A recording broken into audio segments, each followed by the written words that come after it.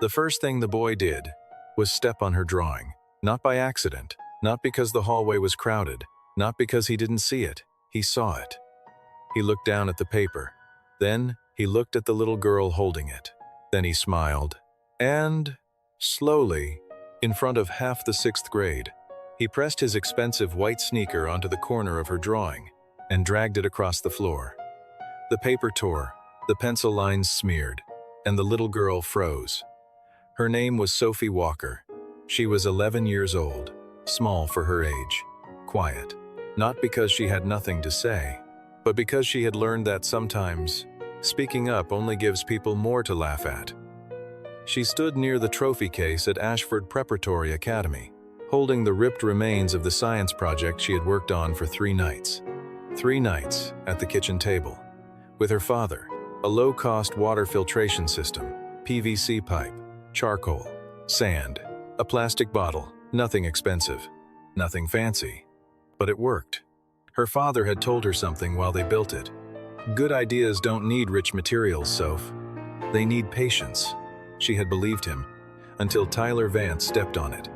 Tyler was the kind of boy teachers called confident, when what they really meant was cruel. He was 12, tall, loud, designer backpack, smartwatch, sneakers that cost more than Sophie's father spent on groceries in 2 weeks.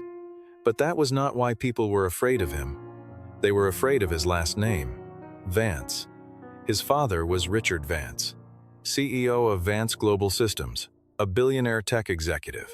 His face was on business magazines, charity banners, university buildings, and on the giant screen outside Ashford Prep that read, Vance Global Future Leaders Program. Everyone at Ashford knew Tyler's family paid for the new STEM wing. The students knew it, the teachers knew it, the principal knew it, and children understand power, long before adults explain it. Tyler bent down, picked up Sophie's torn drawing, and held it between 2 fingers like trash. "What is this?" he asked. Sophie swallowed. "My science project." A few students gathered. Some smiled because they wanted Tyler to like them. Some looked away because they knew what was coming. Tyler looked at the drawing again. "A water filter?" Sophie nodded. "It's for communities that can't afford clean water after storms, or..." He laughed before she finished. "Of course it is." The hallway got quieter. Tyler raised his voice. "Your dad works at my dad's company, right?" Sophie gripped her backpack strap. "He's a systems technician." Tyler smirked. "That's a fancy way to say he fixes wires in the basement." A boy behind him laughed. Sophie's face turned red. "My dad is good at his job." "I'm sure he is," Tyler said. "Somebody has to fix the Wi-Fi while important people are working." The students laughed harder. Sophie looked down. Tyler stepped closer. "Maybe your dad can build your project out of trash he finds at Vance Global." He dropped the torn paper. It landed near Sophie's shoes. Then he said the sentence that would stay with her longer than all the others. "People like you don't belong in this school. You're only here because my dad pays for charity kids." Nobody moved. Then a teacher came around the corner. Miss Daniels, the hallway monitor. She saw the torn paper. She saw Sophie's face. She saw Tyler standing over her. And for 1 second, Sophie thought an adult would finally do what adults always told children to do. Be fair, be brave, speak up. But Miss Daniels looked at Tyler's Vance Global hoodie, then at the camera above the hallway, then at the crowd, and she chose the safest sentence, "Everyone get to class." Sophie bent down to pick up her drawing. Tyler leaned close enough that only she could hear. "Tell your dad thanks for fixing the lights in our parking garage." Then he walked away. Sophie did not cry in the hallway. She waited. She walked to the girls' bathroom, locked herself in the last stall, held the torn drawing against her chest, and cried so quietly that the automatic sink sounded louder than she did. At 3:17 that afternoon, her father saw the video. Not because the school called him, not because a teacher reported it, not because the anti-bullying policy worked the way the handbook promised. He saw it because a student sent it to a friend. That friend sent it to an older brother.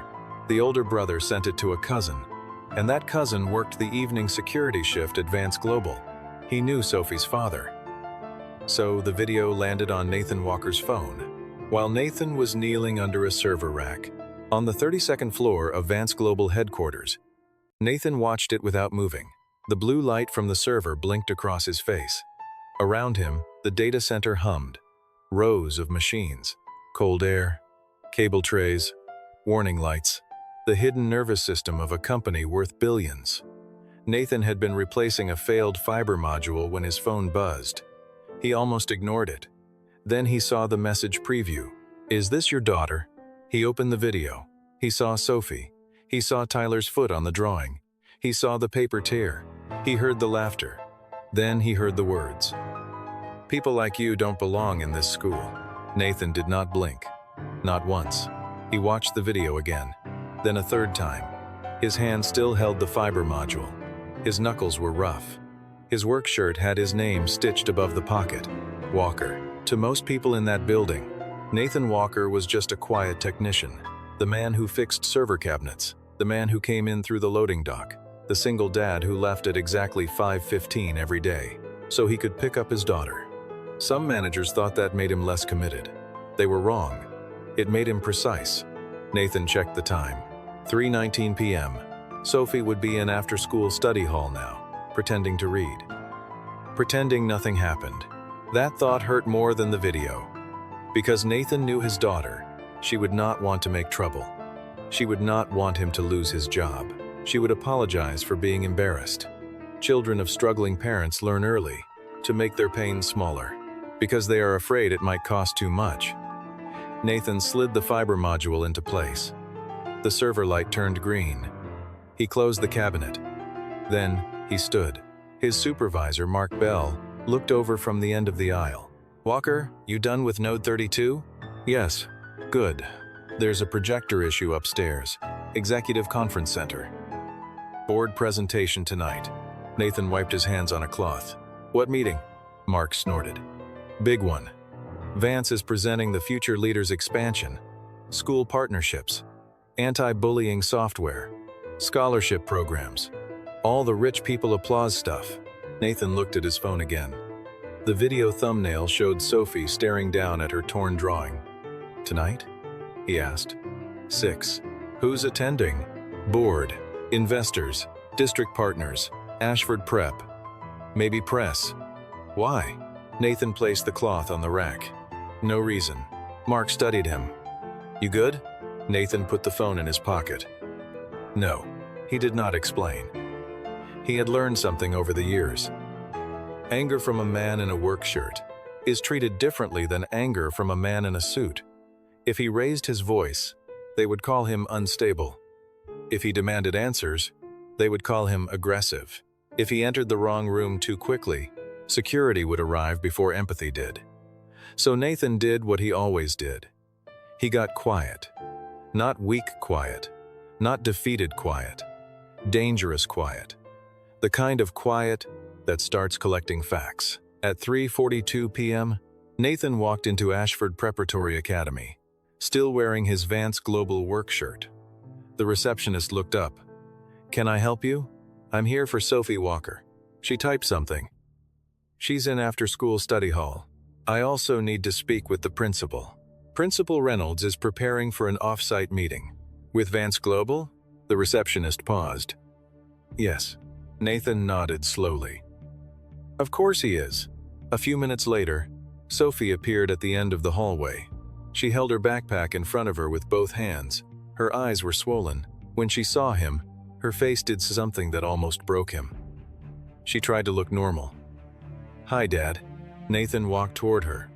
He wanted to ask if she was okay, but that question can be cruel when everyone already knows the answer. So he kneeled in front of her and said, "I saw."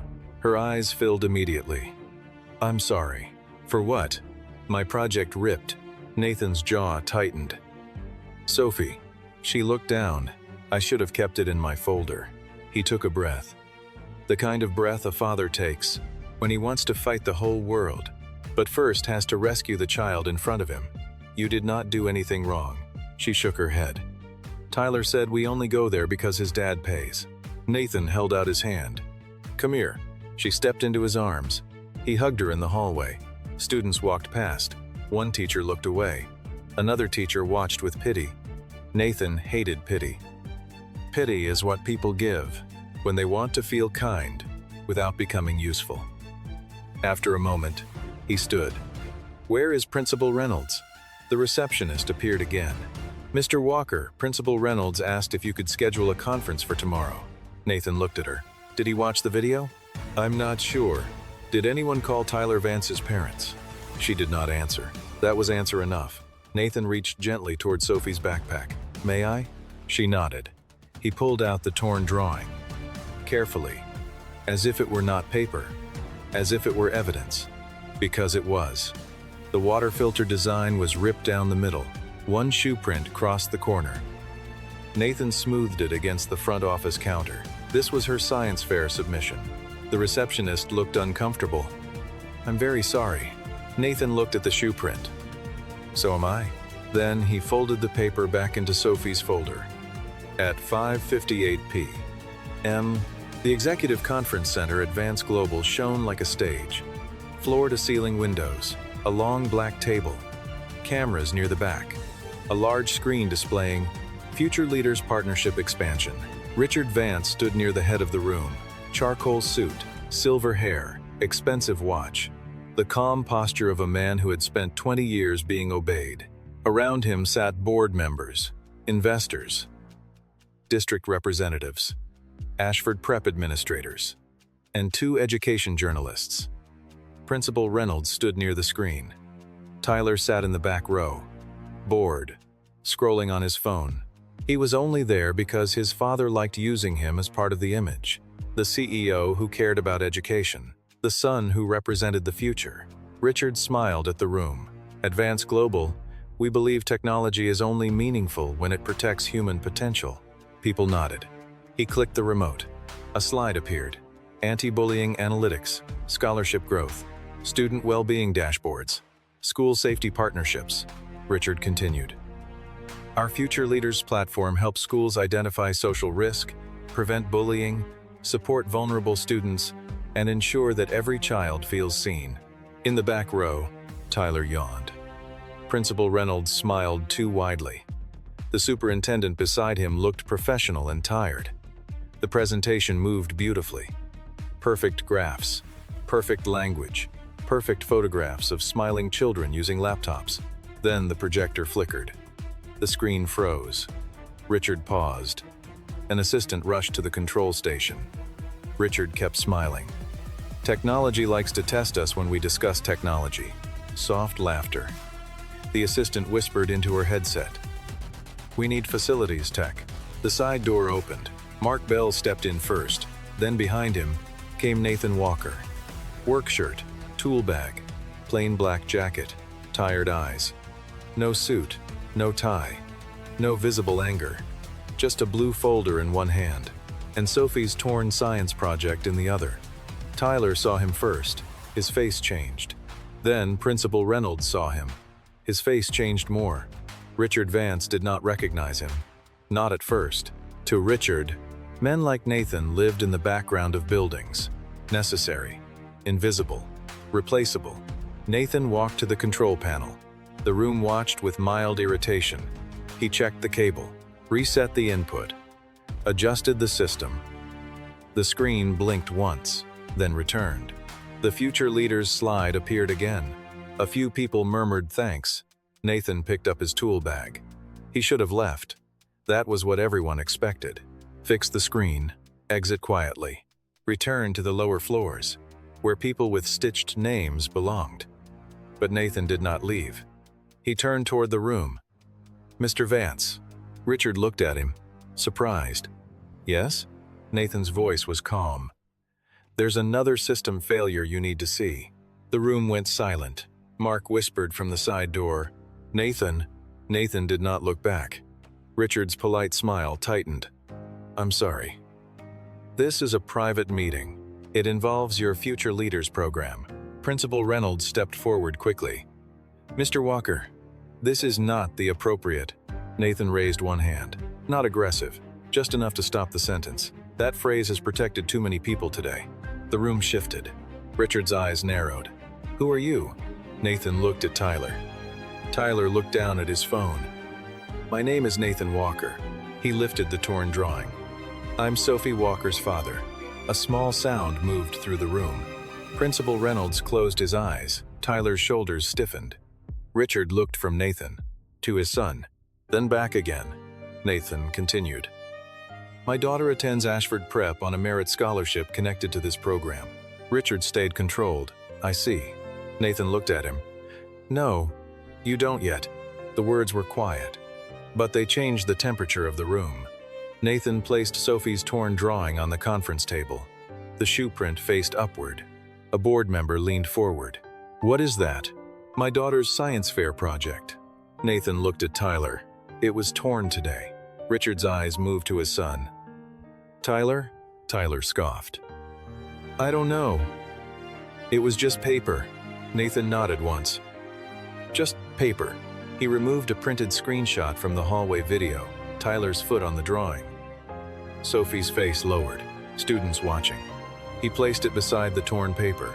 "This happened at 10:17 this morning, outside the East Hallway trophy case." Principal Reynolds spoke too quickly. "We were going to review the matter internally." Nathan looked at him. "You were going to wait until tomorrow." Reynolds swallowed. Nathan turned back to the room. "My daughter was told people like her don't belong at that school." A silence fell. "She was called a charity kid." Another silence. "She was mocked because I work in this building." The room grew heavier. One investor stopped taking notes.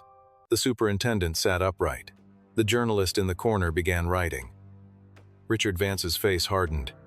But not at Nathan, at Tyler. "Is this true?" Tyler rolled his eyes. "Dad, come on. She's being dramatic. Everyone jokes around." Nathan looked at him. "Say the joke again." Tyler looked up. "What?" Nathan stayed calm. "Say it again. Here." No one spoke. Nathan's voice did not rise. "You said people like my daughter don't belong in that school. You said she was only there because your dad pays for charity kids. You said I fix wires in the basement." Tyler's face flushed. "I didn't mean it like that. Children who bully often learn that sentence from adults." Nathan turned to Richard. "Your company is about to ask schools to trust your software to identify bullying." He looked at the screen. "Your son committed it today in a hallway with a camera above him." Then he looked at Principal Reynolds. "And the school did nothing because of your last name." That landed, not as drama, as liability, as truth. Richard turned toward Principal Reynolds. "Is there video?" Reynolds hesitated. "There may be footage." Nathan said. "There is." Richard's eyes sharpened. "Have you seen it?" Reynolds did not answer. The superintendent turned to him. "Principal Reynolds?" He adjusted his tie. "We were gathering context." Nathan looked at Sophie's torn project. "Context is what people ask for when the victim is poor, and the bully is powerful." The room went completely still. Richard Vance slowly sat down. For the first time that evening, he looked less like a CEO, and more like a father realizing his house was on fire. Nathan heard Mark whisper again from the side door, "Nathan." But Nathan had not come this far, to protect his job, at the cost of his daughter's dignity. Richard spoke carefully. "Mr. Walker, I understand you're upset." Nathan looked at him. "Do you?" Richard paused. Nathan continued. "My daughter cried in a bathroom today, because your son taught her that money decides who belongs." He pointed gently at the slide behind Richard. "And 10 minutes ago, you told this room your company makes every child feel seen." No one looked at the slide anymore. They looked at the torn paper. Richard's jaw tightened. "Tyler, stand up." Tyler's face went pale. "Dad, stand up." Tyler stood. Richard's voice was controlled, but something inside it had cracked. "Did you step on her project?" Tyler looked around the room. Board members, reporters, investors, his principal, his father. For the first time, the audience was not a group he controlled. It was a mirror. "Yes," he muttered. Richard closed his eyes briefly. "Did you say she didn't belong?" Tyler said nothing. Richard opened his eyes. "Answer." Yes, Nathan did not feel victory. He felt tired, because a child admitting cruelty does not erase another child learning humiliation. Richard stood and looked at the room. "I owe Mr. Walker and his daughter an apology." Nathan held up one hand. "No." Richard stopped. The room froze again. Nathan's voice remained low. "You owe Sophie an apology." A beat. Not me. Another beat. And not in a room she was not invited to. Richard absorbed it, then nodded. "You're right." Nathan turned to Principal Reynolds. "And the school owes her a process. That does not change, depending on the family name of the student who caused harm." The superintendent said softly. "Agreed." Principal Reynolds looked like he wanted the floor to open. Richard turned toward him. "Why was I not called?" Reynolds stammered. "We were trying to avoid escalating." Richard cut him off. "You avoided accountability." The words echoed differently, because they came from the man everyone had been protecting. Tyler stared at the floor. Nathan picked up Sophie's torn drawing. Richard looked at it. What was her project? What was her project? A low-cost water filtration system. Richard blinked. Nathan continued. She designed it for communities after hurricanes, boil water notices, and rural schools with poor infrastructure. A board member leaned forward. She designed that? She did. Nathan's voice softened. She stayed up 3 nights working on it. He looked at Tyler. Not to beat anyone, not to embarrass anyone. She just wanted to help people get clean water.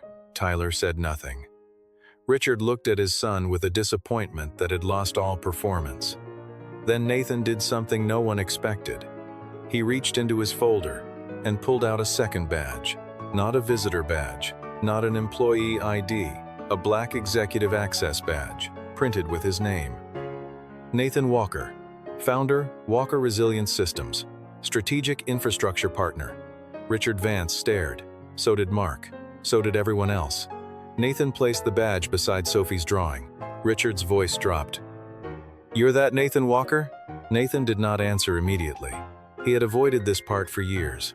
Not because he was ashamed, because he wanted Sophie to grow up without adults measuring her by his contracts.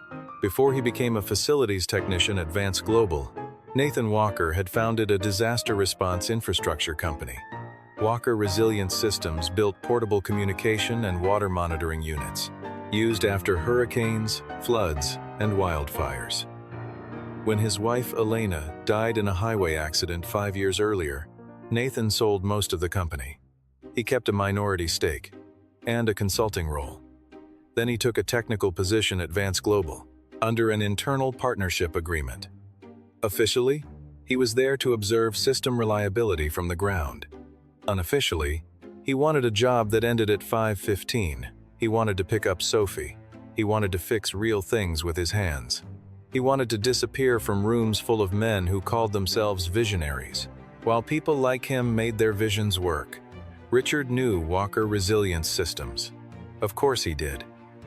Vance Global had been negotiating a major partnership with them for months. The deal was on tonight's agenda, but Richard had never met the founder in person. The founder had refused public meetings. He preferred technical review. He preferred anonymity. He preferred results. Now that founder stood in front of him, wearing a work shirt. Nathan said, "I took the technician role because your systems look different from the floor than they do from a board deck." No one spoke. He continued, "And today, from the floor, I saw a system failure." Richard understood. Not the projector, not just the hallway video, the entire culture. Nathan looked at the future leader's slide. You cannot sell schools a bullying detection platform if your own scholarship partner school ignores bullying. When the bully has a donor's last name, the superintendent nodded slowly. A board member closed his notebook. The investors looked at one another. Richard's face had gone pale, because this was bigger than his son, bigger than a torn drawing, bigger than one hallway. It threatened the story his company was selling about itself. Nathan picked up the executive badge again. The Walker Resilience Partnership was scheduled for final approval tonight. Richard said nothing. Nathan looked at Sophie's torn paper. "I'm suspending approval." The room erupted in whispers. Richard stood. "Mr. Walker." Nathan shook his head. "Not permanently. A beat. Conditionally." That stopped the room. Nathan opened the final page of his folder. 3 conditions. Richard's eyes locked on him. 1. Ashford Prep conducts an independent review of today's incident and its response. The superintendent said, "Agreed." 2. Vance Global separates scholarship oversight from donor influence. No school partner gets to treat funded students like guests at someone else's table. One board member nodded. 3. Nathan looked at Tyler. "Your son participates in restorative accountability, not a photo op apology, not a PR statement. He sits with a trained facilitator. He hears what he did. He repairs what he can. And he learns that power without empathy is not leadership." Tyler looked horrified. Richard looked at his son, then back at Nathan. "Agreed," Tyler snapped. "Dad," Richard turned.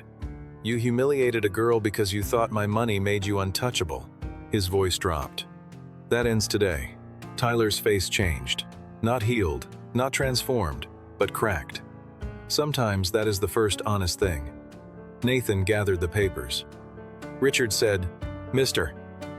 Walker, please wait." Nathan stopped. Richard looked at the torn drawing. "Where is Sophie now?" "With my sister." "Does she know you came here?" "Yes." "What did she ask you to do?" Nathan looked down at the table. The question reached deeper than business. "She asked me not to make you fire me."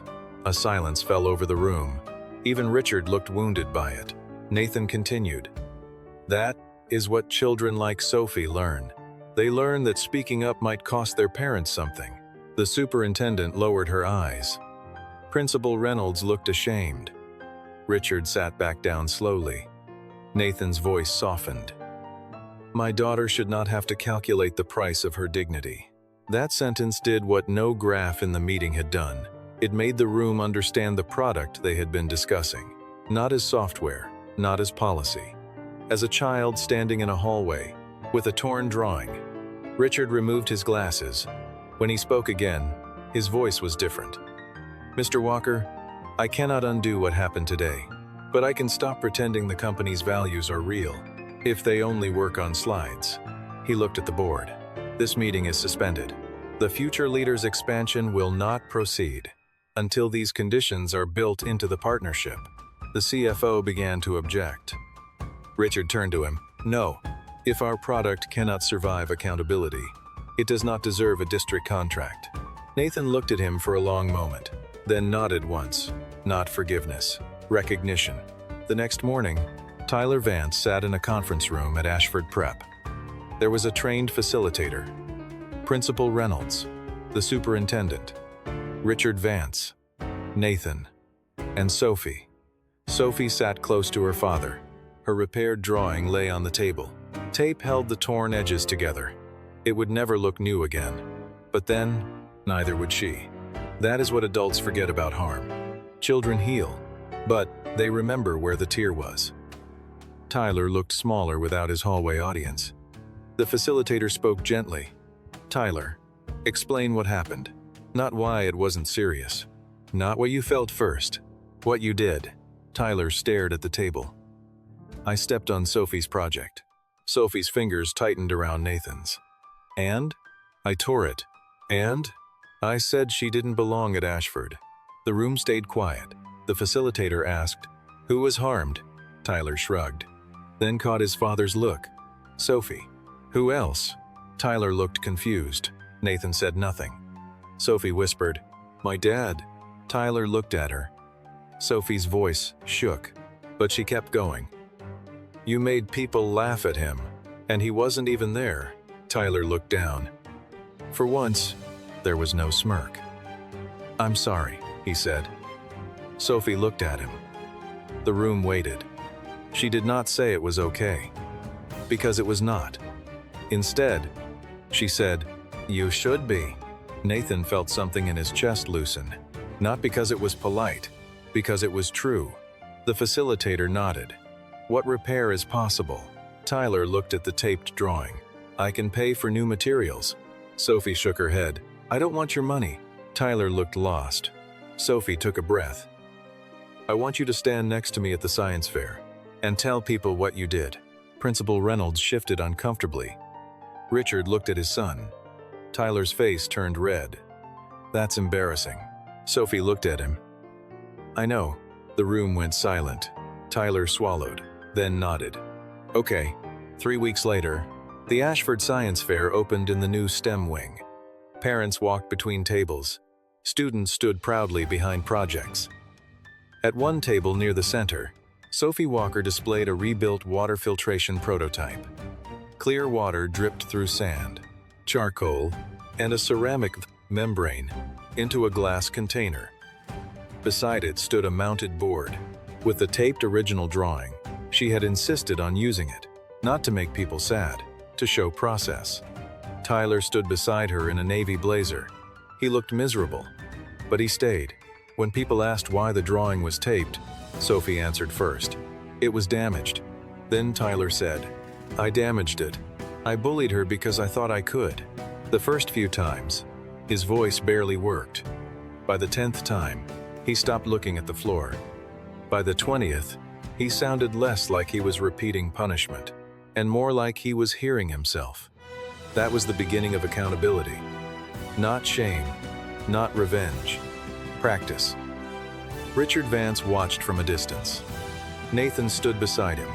Neither man spoke for a while. Finally, Richard said, I thought giving him everything would make him confident. Nathan watched Sophie explain the filter to a younger student. Sometimes giving a child everything teaches him nothing can be taken from him. Richard absorbed that. Elena? He asked. Nathan looked at him. Your wife. Sophie's mother. Nathan nodded. She would have liked this project. What was she like? Nathan smiled faintly. She believed kids reveal who adults really are. Richard looked at Tyler. Painfully accurate. Nathan almost smiled. The science fair judges came to Sophie's table near the end.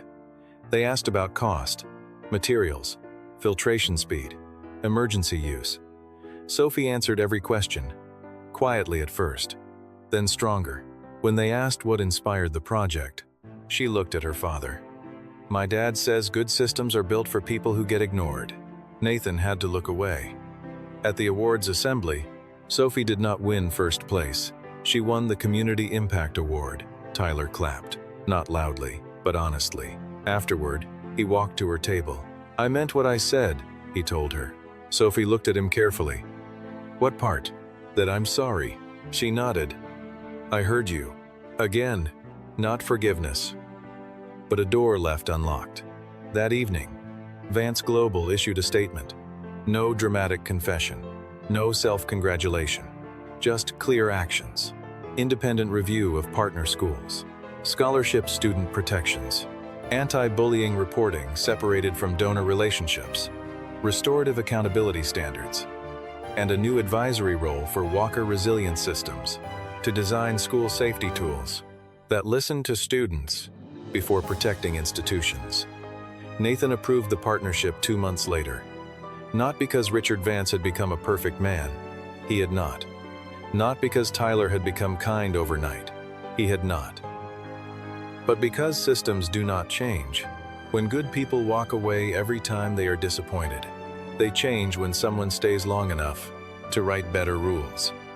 On the first day of the new partnership, Nathan visited Vance Global headquarters with Sophie. Not through the loading dock, through the front entrance. The receptionist looked at his badge, then at him, then stood a little straighter. Good morning, Mr. Walker. Sophie noticed. She always noticed. In the elevator, she looked up at him. Dad? Yeah? Were you scared in that meeting? Nathan smiled. Very. You didn't look scared. That's because I had notes. She laughed. A small laugh. The kind he had been waiting to hear since the hallway video. When they reached the executive floor, Richard and Tyler were waiting near the conference room. Tyler held a folder. He stepped forward awkwardly. I made copies of your project report, he said to Sophie. For the foundation team. Sophie looked at him. Okay, Tyler added. And I didn't change anything. Sophie took the folder. Good. Richard looked at Nathan. "She's tough." Nathan watched his daughter walk into the conference room. "No," he said.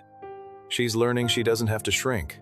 Inside the meeting, Sophie sat at the table, not in the back, not beside the wall, at the table. Her water filter prototype stood near the screen. The same room where her father had placed the torn drawing, now held the rebuilt version. Richard opened the meeting. "Before we discuss software, metrics, or market expansion, I want us to remember why we are here." He looked at Sophie. "Because when a child reports harm, the first job of every adult is not to protect the institution, a beat. It is to protect the child." Nathan looked down. Those words mattered, not because Richard said them, because they were now being written into policy, and that is the only apology power understands, a changed rule. Months later, the Future Leaders platform launched with new protections: anonymous student reporting, independent review pathways, donor-blind protocols, parent notification safeguards, and one simple question added to every incident review.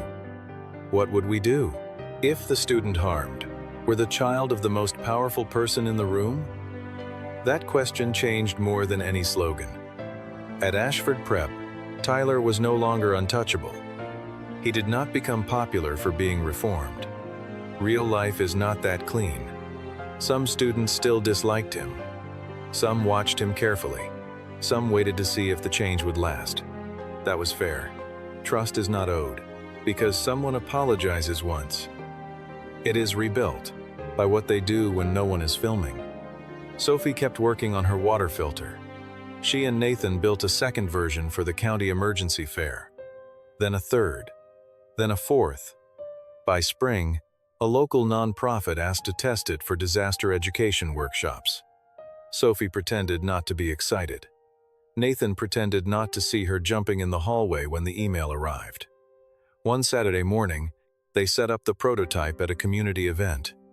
A little boy looked at the filter and asked, "Did you build this?" Sophie glanced at Nathan, then said, "Yes." No apology, no shrinking, just yes. Nathan smiled. That one word was worth every uncomfortable room he had entered. That night, Sophie placed the original taped drawing above her desk. Nathan stood in the doorway. "You sure you want to keep that?" She nodded. "It reminds me." "Of Tyler?" "No." "Then what?" She looked at the torn line running through the paper. "That something can be ripped and still work." Nathan could not speak for a moment. Then he walked over and kissed the top of her head. "You sound like your mom." Sophie smiled. "I know." Outside, the city lights flickered. Somewhere across town, Vance Global servers hummed. Ashford Prep's halls were quiet. The conference room was empty. But the rules had changed. Not enough, never enough, but more than before. And sometimes, that is how justice moves in the real world. Not as thunder, not as a perfect ending, but as a father who refuses to let a powerful room look away. As a child who learns her voice does not have to be loud to be true. As a bully, forced to repair harm instead of hiding behind a last name. As a CEO, discovering that values printed on slides mean nothing until they cost him something. That day, everyone learned something simple. Bullying is not just a child being cruel. Sometimes, it is a whole system deciding which children are safe to ignore. A school hallway can become a courtroom when adults finally tell the truth. A company meeting can become a mirror when the person at the bottom of the org chart walks in carrying evidence. And a single father does not need a suit to have authority. Sometimes he walks in with a work shirt, a torn science project, and the one thing powerful people fear most, a record of what actually happened. Tyler Vance thought his last name made him untouchable. Principal Reynolds thought silence would protect the school. Richard Vance thought his company could sell dignity without testing it at home. And Nathan Walker? He thought he was just trying to protect his daughter. But in the end, he did more than that. He reminded every person in that room that children do not measure justice by press releases, policies, or donor plaques. They measure it by what adults do when no one weak is useful to them. Sophie kept the taped drawing. Not because it was ruined, because it survived. And so did she. Not louder, not harder, not crueler, just taller. Because the day her bully tried to teach her she did not belong, her father walked into the company meeting and made the most powerful people in the room prove whether their values were real.